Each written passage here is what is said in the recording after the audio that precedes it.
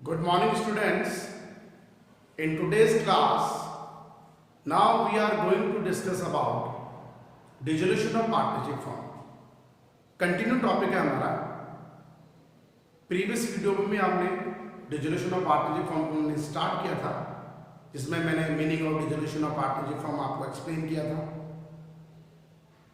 Dissolution of partnership, how many kinds, कितने तरह से अपनी पार्टनरशिप फॉर्म डिसॉल्व होती है, वो सब चीज़ मैंने आपको एक्सप्लेन कर दी.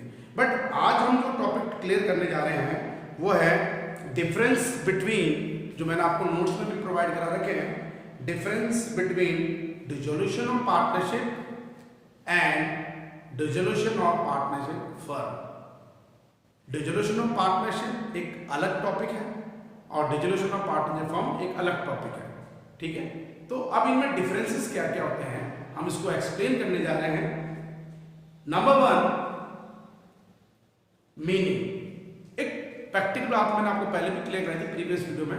Dissolution of partnership mean reconstitution of partnership, either change in profit sharing ratio among the existing partner, either at the time of admission of a new partner, either retirement of any partner, either death of any partner, either amalgamation of two and more than two partnership form. लेकिन dissolution of partnership form का मतलब क्या होगा? मतलब dissolution of partnership के अंदर एक condition हमें ये माननी है कि पुराना agreement cancel and new agreement implement होता है.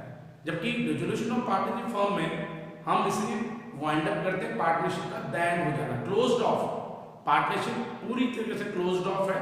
उसके बाद में नेक्स्ट डे से, फॉलोइंग डेट से हम किसी भी पार्टनरशिप को कंटिन्यू नहीं रख सकते. अब एक सिस्टमैटिक तरीके से अगर इसकी मीनिंग लेके चलो, any change in agreement, reconstitution of partnership among the partners is known as dissolution of partnership. ठीक है ना, किसी भी तरह के changes, that means reconstitution of partnership is known as dissolution of partnership. And dissolution of partnership firm when the business activities are discontinued or wind up of the firm. closed off हो जाना, discontinued, wind up हो जाना, business activity का बंद हो जाना, future में कोई भी बिजनेस एक्टिविटी, बिजनेस कंटिन्यू नहीं होगा पार्टनरशिप फर्म के through, that is known as dissolution of partnership firm. ठीक है. Number two, circumstances. किन कंडीशंस में हम पार्टनरशिप को अपने पार्टनरशिप को डिसॉल्व करते हैं, किस कंडीशन में पार्टनरशिप फर्म को डिसॉल्व करते हैं. एक नॉर्मल देखो सर्कमस्टेंसेस मैंने पहले ही बता रखा है. Eight the time of change in profit sharing ratio, eight the time of admission of a new partner, ये सर्कमस्टेंसेस हैं डिसोल्यूशन ऑफ पार्टनरशिप के. अब एक सिस्टमैटिक मैनर में, when a new partner is admitted और एंड और retirement और death of any partner और change in profit sharing ratio among the existing partner और अमेलगमेशन में एक्स्ट्रा पॉइंट और ऐड कर दूं, और amalgamation of two and more than two partnership firm is circumstances, main circumstances of dissolution of partnership. But dissolution of partnership firm either by the agreement among the partners or by the intervention of the court by the notice firm का dissolution हो जाना. तो agreement, mutual agreement के base पे या intervention of court के base पे जब हमारी कोई पार्टनरशिप फर्म डिसॉल्व होती है तो पूरी तरह से बंद हो जाती है. Number three, continuing of business.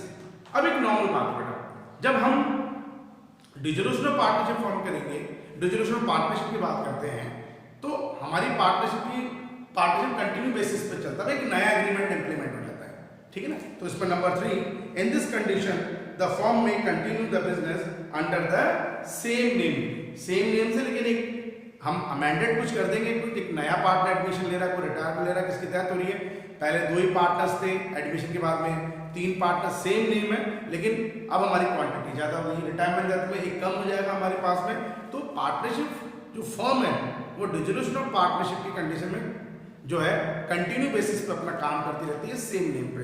जबकि डिसोल्यूशन ऑफ पार्टनरशिप फर्म में in this condition business activity can be continued because partnership firm is dissolved, closed up हो जाती है. ठीक है. Number four, terminations. Okay, on termination of partnership form is not closed. वही बात है कि पार्टनरशिप, नया पार्टनर एडमिशन ले रहा है तो पुरानी पार्टनरशिप डीड हमारी टर्मिनेट होती है, लेकिन पार्टनरशिप फॉर्म टर्मिनेट नहीं होती है।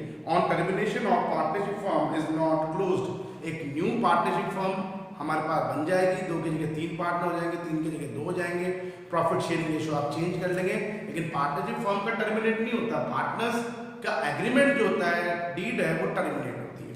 ओके, लेकिन डिसोल्यूशन ऑफ पार्टनरशिप फॉर्म में on termination of the partnership form close, अपने पास में closure of the business is compulsory, पूरी तरह से बिजनेस का बंद हो जाना होता है। ठीक है। Number 5, books of accounts. Normal बात है, डिसोल्यूशन ऑफ पार्टनरशिप में आपको बुक्स ऑफ अकाउंट को क्लोज नहीं करना है, कंटिन्यू चलाना है। ठीक है ना। तो books of account, same books of account will be continue in future, और डिसोल्यूशन ऑफ पार्टनरशिप फॉर्म में books of accounts are also close with the dissolution of partnership form. Books भी जब पार्टनरशिप फॉर्म ही बंद हो गई तो आप future में अकाउंटिंग बुक्स मेंटेन नहीं कर सकते इस कंडीशन में। Number 6, assets and outside liabilities.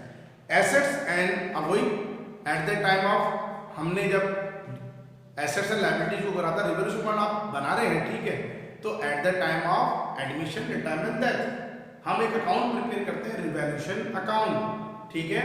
तो at the time of admission या रिकॉन्स्टिट्यूशन ऑफ पार्टनरशिप फर्म और dissolution of partnership we prepare, we revalued and reassessment of assets and liabilities. But at the time of dissolution of partnership firm, assets are disposed of, आपको सारी assets को बेचना है, and outside liabilities paid off, जिसके लिए हमें एक account बनाना पड़ेगा जो आगे हम प्रैक्टिकल भी करेंगे, realisation account. At the time of admission, at the time of reconstitution of partnership firm, we prepare revaluation account, और at the time of dissolution of partnership firm we prepare realization account in which assets dispose of, sold होती, realized होती है, और liability हमें paid off करनी पड़ती है।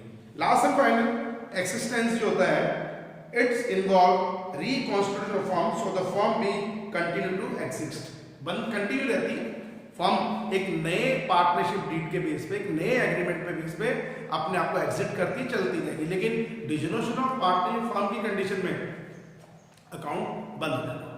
ठीक है।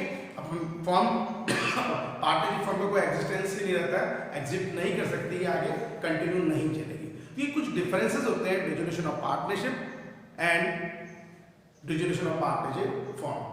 Difference between dissolution of partnership and dissolution of partnership form के बीच में। ओके, नेक्स्ट, अब सबसे इंपॉर्टेंट चीज कुछ आज, क्योंकि आज की क्लास में हमने, आज के वीडियो में हम कुछ डिफरेंसेस पहले क्लियर कर रहे हैं। At the time of reconstitution of partnership firm, we prepare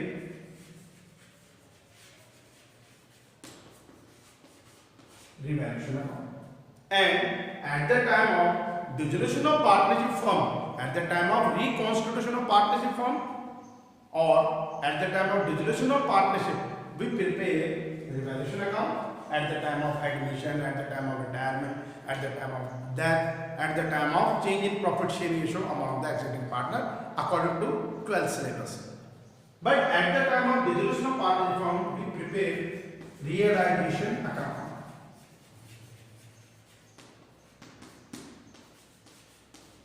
Okay, sorry, realization account. What is the main difference between them? अब इन दोनों के बीच में क्या डिफरेंसेस होते हैं, ये सब आपके for a 1 marks, for a 2 marks बहुत इंपॉर्टेंट टॉपिक्स है। What is the difference between revaluation account and realisation account. अब इसको हम डिस्कस करें, नोट्स आपके पास है page number 4 dissolution of partnership form में। नंबर 1 जो हम इसमें लेके चल रहे हैं वो है हमारे पास में व्हेन प्रिपेयर्ड। एक नॉर्मल बात है कि रिवॉल्यूशन अकाउंट को प्रिपेयर करने की कंडीशन कब बनती है, एक नॉर्मल चीज है sir, at the time of reconstitution we prepare revolution account. तो when prepared at the time of reconstitution of partnership firm we prepare revolution account, and realisation account at the time of dissolution of partnership firm we prepare realisation account. Okay, ये पहला difference हो गया। Number 2, object. अब in account को prepare करने का हमारा object क्या है, एम क्या है? एक नॉर्मली बात, revaluation account prepare to find out profit और loss after reconstitution of partnership firm.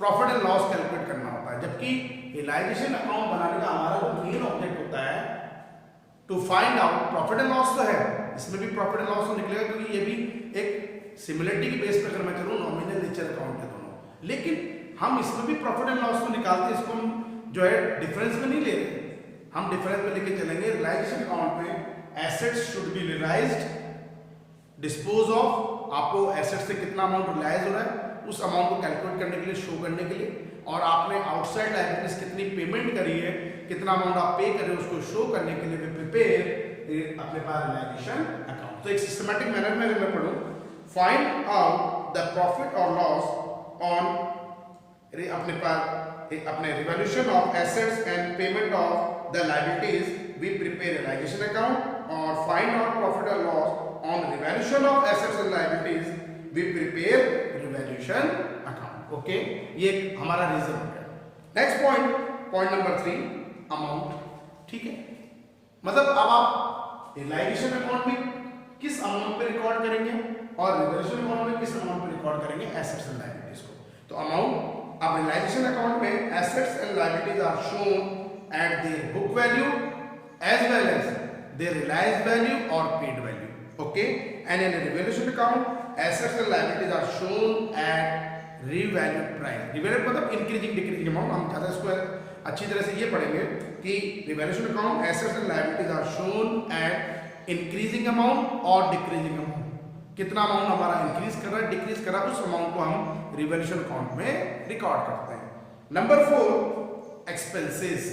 Okay, generally तो क्या होता है कि जब हम रियलाइजेशन अकाउंट बनाते हैं तो फर्म को एक एक्सटर्नल पर्सन की रिक्वायरमेंट होती है एसेट्स को डिस्पोज करने के लिए और लायबिलिटीज को पेमेंट करने के लिए, जिसे हमें कमीशन, जिसे हम अपने पास डिसोल्यूशन एक्सपेंसेस या रियलाइजेशन एक्सपेंसेस भी बोल सकते हैं। तो at the time of realisation all kinds of expenses which are related to the dissolution of partnership firm should be recorded in a realization account, और हम उसे किस नाम से रिकॉर्ड करेंगे? रियलाइजेशन एक्सपेंसेस, डिसोल्यूशन एक्सपेंसेस के नाम से हमें शो करना पड़ेगा। तो एट द टाइम ऑफ भी कंपलसरी चीज होती है कि आप एसेट्स को रियलाइज करेंगे, लायबिलिटीज पे करेंगे, एक एक्सटर्नल पर्सन होगा, उसे आपको कमीशन, एक ब्रोकरेज वगैरह पे करनी पड़ेगी एसेट रियलाइज करने पे, वो होता है रियलाइजेशन एक्सपेंसेस। या अपने पास में dissolution expenses should be recorded in such account, that means realisation account. But in revaluation account, revaluation से रिलेटेड हमारे कोई भी एक्सपेंसेस नहीं होते हैं, क्योंकि फर्म पार्टनरशिप अपने पास में डिसॉल्व हो रही है, रिकॉन्स्टिट्यूट हो रहा है, तो नॉर्मली इंटरनली जो है पार्टनर्स अपने आप में कंडीशन क्लियर कर लेते हैं, तो उसमें उनको कुछ एक्सपेंसेस पेड नहीं करना पड़ता। तो at the time of realisation we need some certain amount to pay, इनकर होता है हमारे पास में, जिसको रियलाइजेशन एक्सपेंस बोलते हैं, should be recorded in a debit side of realisation. But revaluation account हमें इसमें कुछ भी नहीं है। तो एक सिमिलरिटी हमें देखनी है। अगर रियलाइजेशन अकाउंट या रिवैल्यूएशन अकाउंट में सिमिलरिटी देखता हूं तो एक ही सिमिलरिटी होती है बेटा, इनका नेचर। रियलाइजेशन अकाउंट का नेचर भी नॉमिनल है और रिवैल्यूएशन अकाउंट का नेचर भी नॉमिनल है। बाकी उसके अलावा हम डिफरेंसेस के बेस पे चलें, डिफरेंस लेके चले, तो मैंने आपको उसको एक्सप्लेन कर दिया। ओके, अब सबसे एक इंपॉर्टेंट बात जो आप जब क्लियर करेंगे वो होगा इसका एक फॉर्मेट, क्योंकि eight the time of admission, eight the time of retirement, eight the time of death, eight the time of change in profit sharing ratio, और हम इसको eight the time of reconstitution of partnership firm भी बोल सकते हैं। हमें सबसे पहला अकाउंट जो प्रिपेयर करना पड़ रहा है वो होता है रिवैल्यूएशन अकाउंट, जो हमारी लाइव क्लास में भी चल रहा है, रिवैल्यूएशन अकाउंट। ओके, लेकिन अब हम बात करेंगे डिसोल्यूशन ऑफ पार्टनरशिप फर्म की, जिसमें हमें एक पर्टिकुलर अकाउंट बनाना पड़ेगा जिसे हम बोलते हैं realisation account. What is the format of realisation account? What is the format of realisation account?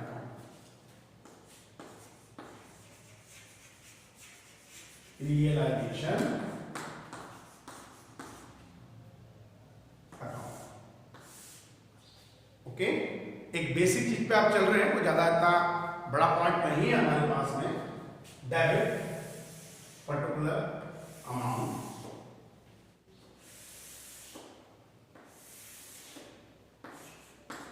Credit side particular amount,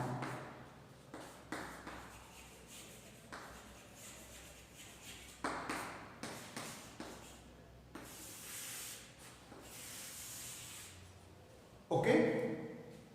first of all सबसे जो पहली चीज है हमारे पास में इस अकाउंट के अंदर,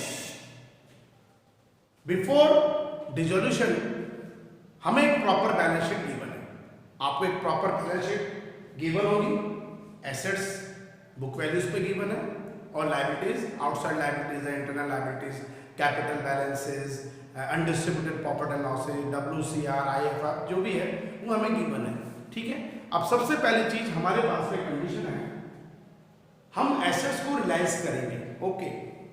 all the income and gains are credit, income हो रही है एसेट्स को रियलाइज करने पे, आप रियलाइजेशन अकाउंट उसको क्रेडिट साइड में शो करेंगे, और जितने भी आपने all the expense and losses are debit, आपको डेबिट साइड में शो करना है। लायबिलिटीज आप आउटसाइड लायबिलिटीज आप पेमेंट कर रहे हैं या कोई रियलाइजेशन एक्सपेंस आपने पेड करा, आपने ओके डेबिट साइड में शो कर दिया। बट सबसे पहली चीज एसेट्स को रियलाइज कर रहे हैं, okay, but what is the book value of them, उनकी बुक वैल्यूज क्या है, आप उसको भी तो प्रॉपर्ली रिकॉर्ड करेंगे, तो इनको रिकॉर्डिंग पहले करना हमारे लिए कंपल्सरी है। तो जितनी भी हमारी एसेट्स होंगी, आइदर करंट एसेट्स और fix assets, listen carefully, either it is current assets और fix asset should be debited at their book value in a realization amount। तो सबसे पहली चीज जो हम शो कर रहे हैं, टू सन्ड्री एसेट्स, ये फॉर्मेट भी मैंने आपको अपने नोट्स कॉपी में दे रखा है, तो मैं एक्सप्लेन कर रहा हूं। Current assets as well as non current और fix assets, but cash in hand cash at bank को हम इसमें रिकॉर्ड नहीं करेंगे, क्योंकि cash in hand cash at bank आप एक इंडिविजुअली अकाउंट इसमें प्रिपेयर करेंगे, वो बैलेंस वहां जाएगा, ओके। तो first of all the assets either current nature or non current nature should be recorded at the book value on a debit side। इसका opposite, all the liabilities outside liabilities recorded in a credit side and at their BV book value by outside liabilities, okay. जो भी है creditors, bill pebbles वो हमने show कर दिए। After it, हाँ, internal liabilities, capital balances and industrial profit है, वो हमारा रिकॉर्ड नहीं होगा। अब उसके बाद में सबसे मेन कंडीशन, एसेट्स हो गई, ठीक है, लायबिलिटीज हो गई, अब हम अमाउंट को रियलाइज करेंगे। एसेट रियलाइज हुआ by cash, all the income and gains are credit, cash at bank, assets realised, realised, record कर दिया, उनके प्रॉपर्ली नेम से हमने रिकॉर्ड कर दिया। लायबिलिटीज हमने पे कर दी टू कैश और बैंक, लायबिलिटीज पे, ओके। अब उसके बाद में जो सबसे मेन चीज है, एसेट्स रियलाइज नहीं करके किसी पार्टनर ने उसको टेकन कर लिया है, तो उसको कुछ सर्टेन अमाउंट तो फर्म को पे करना पड़ेगा। तो ये फर्म के लिए पार्ट ऑफ इनकम तो है, क्योंकि कैपिटल में से एडजस्ट करेंगे, तो bye partners capital account assets taken by partner, और लायबिलिटी को पेड कर रहा है पार्टनर्स टू पार्टनर्स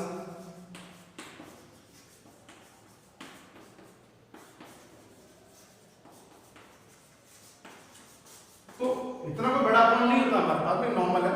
अब वही कंडीशन, अगर क्रेडिट साइड ज्यादा है डेबिट साइड से, तो it is a realisation profit to capital account, all partners